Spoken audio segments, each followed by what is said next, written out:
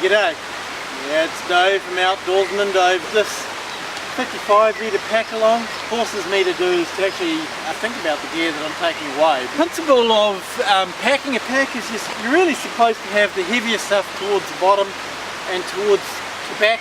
At the side straps off, the books, my maps, they slide down inside sleeve down sleeping bag, which is in this cramp bag, which you can squeeze and get all the air out of. That always sits on the bottom.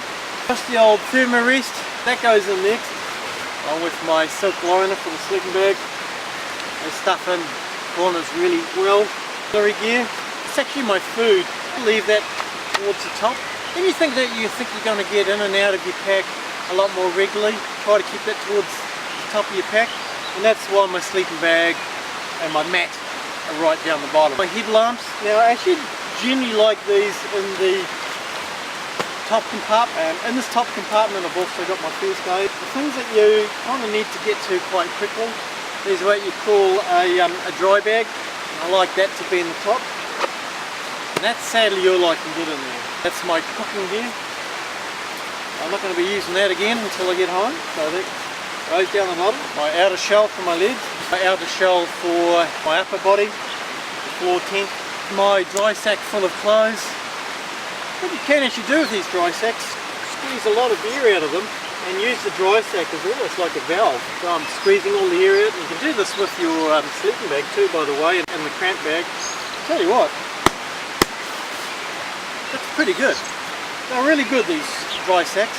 And my pack's starting to get a little bit full now. I like to carry my water bottles, not on the bladder but on the outside. I've been doing a bit too much talking, got a bit dry, so that I'm doing a longer trip. I actually have 2 of those. Food, I've got a muesli bar in there which I'll probably want to get to later. My tent, I actually like that end to be facing down, just in case there was a rain. It makes sense to me. Travel with one pole. I tend to find 2 poles is a little bit restrictive because you often need at least one hand to be grabbing things. You have to slip down the side, pull your straps up, cover. Fits in the pocket down in here. Get to that reasonably quickly if it starts raining. Pretty much there you go. Tie all your straps up.